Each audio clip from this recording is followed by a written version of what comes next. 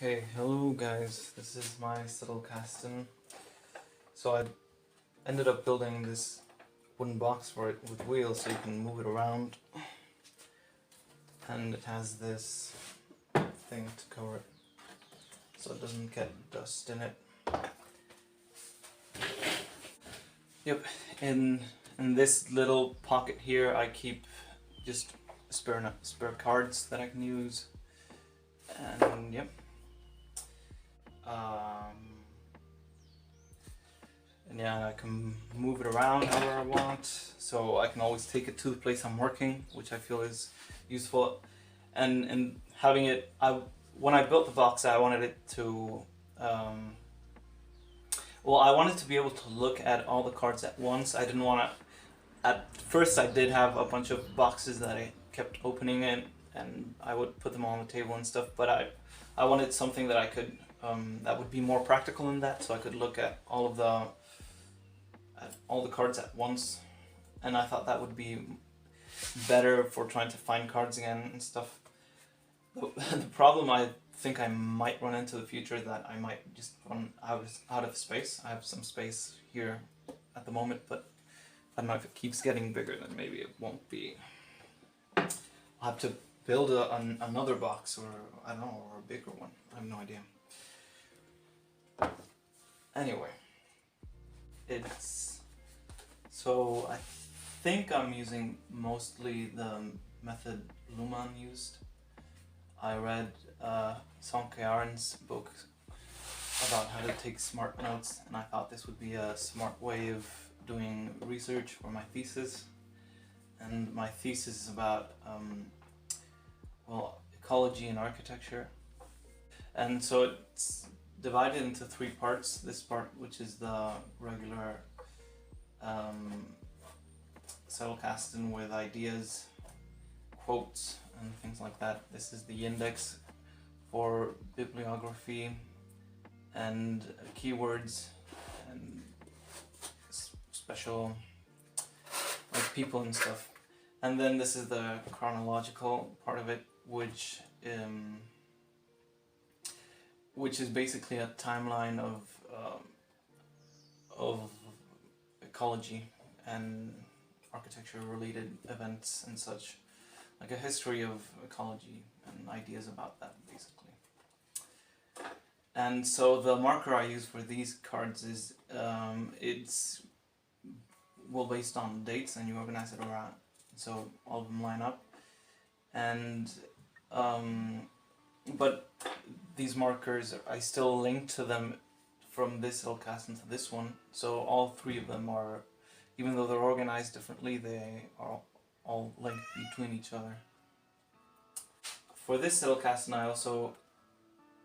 I don't just put in like index cards with quotes, I also put images in it, which has to do with, of course, it being like related. The topics have to do with design and architecture and ecology and all that, so images are pretty essential for it. At first I thought about doing like a separate sort of Zettelkasten for it, for images specifically, and they would be just in a separate place, but in the end I decided to make both of them together because I thought it would be more insightful in that way. Yeah, so ideas inside the Zettelkasten are directly linked to images that maybe represent these ideas or contradict them or such. My thesis director, he mentioned at some point that you can make a discourse or a narrative just by using images, and I thought that was a good idea. And yeah, if you have if you make like a train of thought in the Zettelkasten just with images, they can convey a story pretty much just as well as using quotes. And then you can have an image, and after that image have like a whole line of thought about things about it, analyzing it or whatever. And for about the chronological index, it's an interesting And it's an interesting way to organize ideas. More than about ideas, I put events in it. Events, conferences, or just buildings or things that were important at the time. So it's kind of divided between theory and between history. There's always this, in architecture theory, they're always talking about whether theory is more important or history, or can you have theory without history and such. So I have both of them here. And the thing about it is that it's interesting to be able to have a card and in a place inside the timeline, and then be able to look at the surrounding cards and be able to see the context in which it appears. Then at the beginning I have instead of having just regular hub notes where you would make clusters of other notes about specific ideas and stuff, I have, well, genealogies. And so one of them is about like the use of DDT or just plastic, or the evolution of agriculture and things like that. So little timelines that you can look up the card, and then you can find all the notes in here relating to that, and then you have like a little genealogy of ideas or events. And then I also have a lot of quotes about what specific times of history, why they were significant, and so maybe quotes from people from different times about that, about certain historical moments and such. And I don't know, this is my Zettelkasten. I think it's been pretty useful so far. I think it's a really good way of studying things that have to do with ecology, because in ecology everything is related to each other in some way or another. So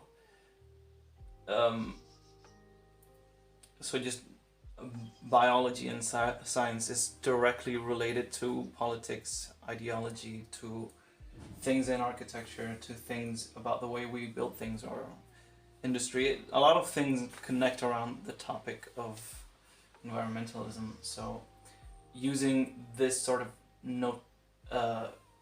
note-taking method and a way of building knowledge is very useful, because you can start to see a lot of the interconnections more easily, and I feel it's just a good way to organize knowledge, even though it is time consuming.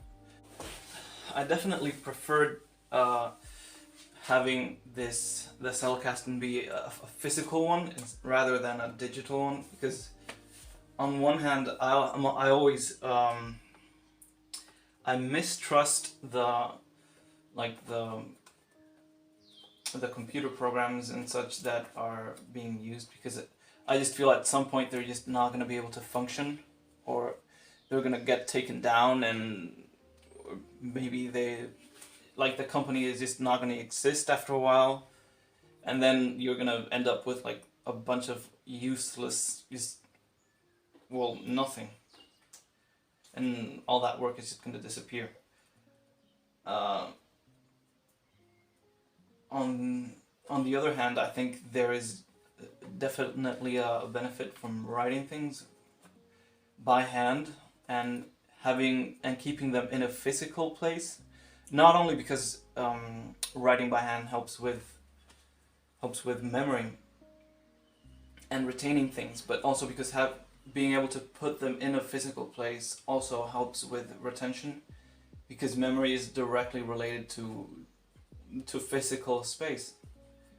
So I feel that's another benefit from it, and I just think it's more practical to be able to put notes in, to be able to spread them out on a table and be able to just write on them, or like keep doodles in here. Sometimes I keep a lot of like concept maps, for example, of just ideas, and I don't need like any special sort of software for that, and just keep drawings or photos or postcards or anything you want. I think It's at the end of the day, it's just my personal preference, but I just prefer the physical format of it. Also, I don't want to be looking at the screen all day, so it was at first I didn't have a specific method. It was just I was making cards very haphazardly. So at first I just had this alphabetical index, and I kept everything, even quotes and such, in here. Like, this was almost like a year ago. And then afterwards, after I was using cards, actually, I found out about Zettelkasten afterwards, because at first I had just read Umberto Eco's How to Write a Thesis book, and he used cards in it to keep information, but the way he kept them was more based around like folders. You know, he would keep ideas about or literature notes about things in different folders relating to the topic. So it was a very top-down sort of approach that he had. And then I found out about Zettelkasten, and I thought it would be a better idea to store information that way. And that was when I started using this way of indexing cards with alphanumerical index or marker. And so you could have different trains of thought branch out sort of in here. This is a postcard with some vernacular architecture in Spain.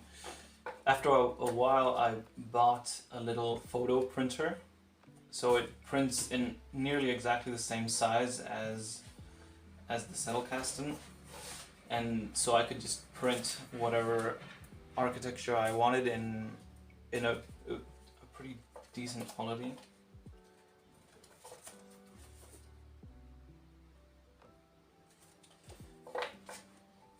That way I could organize references here, because I feel when you keep images in a computer, you just immediately forget like where they are, what they're about, and I feel this is just more efficient. It's definitely interesting to see how topics sort of emerge from the bottom down. Maybe ones that you wouldn't expect at first. I have like a couple like points in the Zettelkasten, especially these ones that I marked with sticky notes, maybe about capitalism and I don't know, well, specific themes relating to my thesis that you wouldn't have classified as topics at first, but then they just sort of pop up. Anyway, I don't know. If you have any questions, I might answer them in the comments, or I might not. Thank you for watching this thing. Goodbye.